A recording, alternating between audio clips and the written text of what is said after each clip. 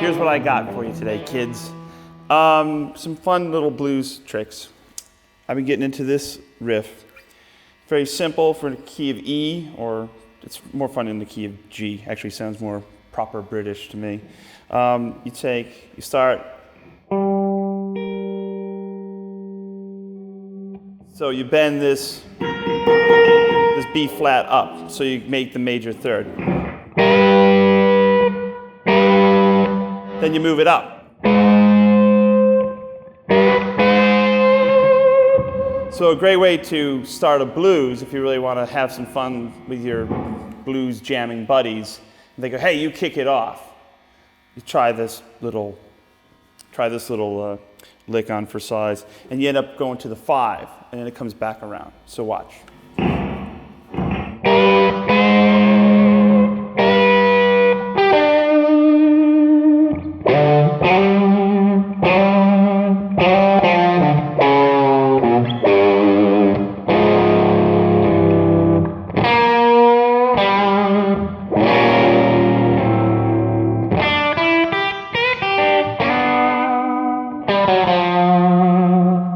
It's a fun little trick. It's a great way to start a blues because you kind of get this like ominous sound at the beginning with these little kind of half bends within the chord, you know?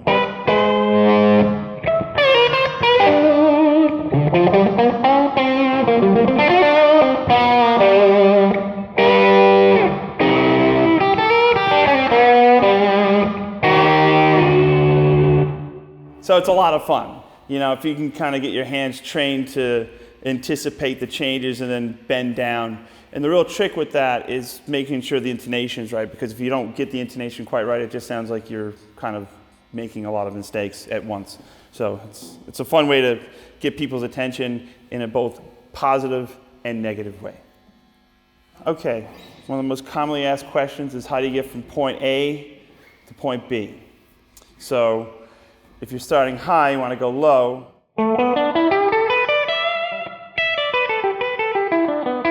We're in the key of E, by the way. So I think about all these frets as blocks. So if you're in the key of E, pentatonic.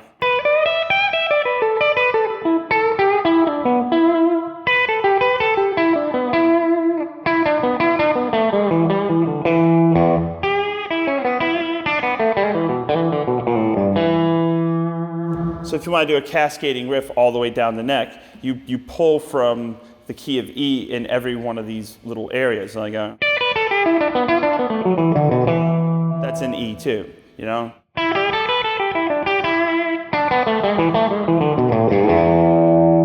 So you start building these, and you don't have to use the whole riff, you can just piecemeal them out. So if you go,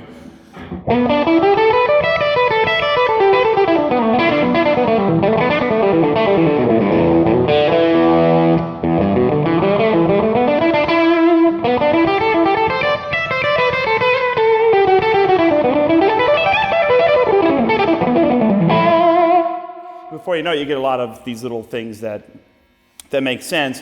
And it also helps you in a mid-solo to just, with your eyes, look down, and if you're starting to get a little bit off the deep end, you can kind of right the ship once it starts listing. You know, like in here, if I find myself here on the 7th fret, I know that I go.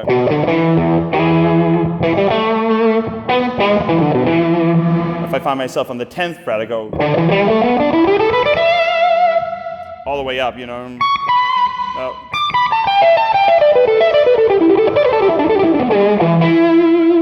By the way, the mistakes are free of charge. But that's, you know, when you see it in those terms, making little blocks out of the fingerboard, it's really easy to kind of do these long cascading, you know, riffs down the...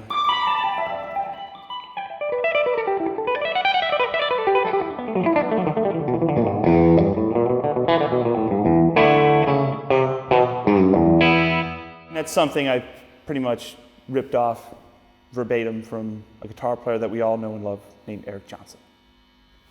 Trick number 3 in my bag of tricks.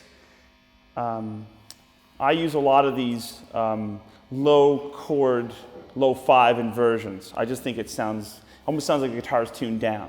Now, as a caveat, I'm not a fan of tuning the guitar down. I believe the guitar sounds brighter, more powerful, heavier for you kids who are in the heavy metal, in A440. There's your A, but natural E, natural A. I think this guitar, especially when tuned past the D, now they're getting down to B, now they're getting down to A. I've even heard them down to F sharp. So in that case, you either have a baritone octave guitar or you have a bass. So with that said, how do you get the heaviness without having to tune the guitar down? So if you're in the key of G,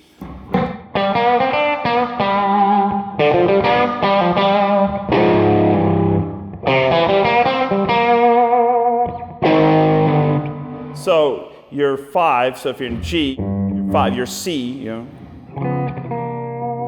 you can play this F, this A flat, just those 2 notes, then move it down a half step. And so if your rhythm section is playing,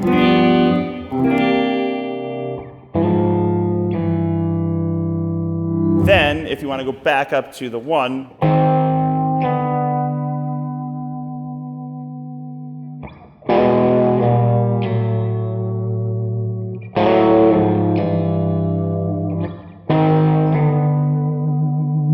it's nice to throw them in, during the course of a blues or something up tempo.